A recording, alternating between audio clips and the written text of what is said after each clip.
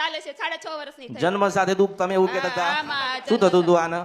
એનો જન્મથી ચામડી ઉપર મોટા મોટા ફરફોલા થાય, પછી ફૂટી જાય, પછી લોહીના ફરફોલા થાય, હાથમાં થાય ને પગમાં થાય, હાથમાં થાય ને પગમાં થાય, અને પગમાં વધારે છે. શું થાય આવું થાય? હા. પછી શું થાય એનું?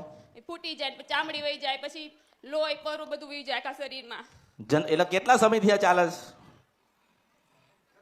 જન્મથી છે, જન્મને સાથે જ છે એમાં. પછી શું કીધું લોકોએ? શું બતાવ્યું? શું કીધું લોકો કે એની કોઈ દવા જ નથી, કે ડોક્ટર એમ કહે છે કે આનો કોઈ મારા ભણતરમાં આવતો જ નથી આ રોગ. અહીંયા આવ્યા પછી મટ્યું માં. ભાઈ તને શું થાય? શું થાય? દુખાય છે તને? ક્યાં દુખાય છે?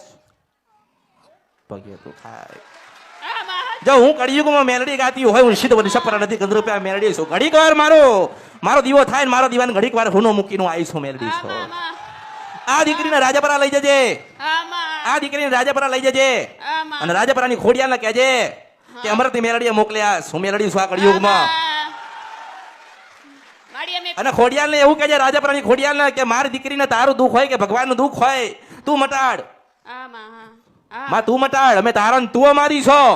મારી દીકરીને નખમય રોગ ના હોય, મારી દીકરી ફૂલ જેવી થાય, તો એનો જેટલો વજન છે, જેટલો મારી દીકરીનો વજન છે માં ખોડિયાલમાં, એના ભારો ભાર હું ગોળ ધોલાઈશ.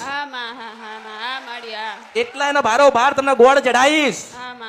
શું બોલીશ? કે એનો ભારો ભાર ગોળ ચડાવી ખોડિયાલ મંદિરે રાજપરા.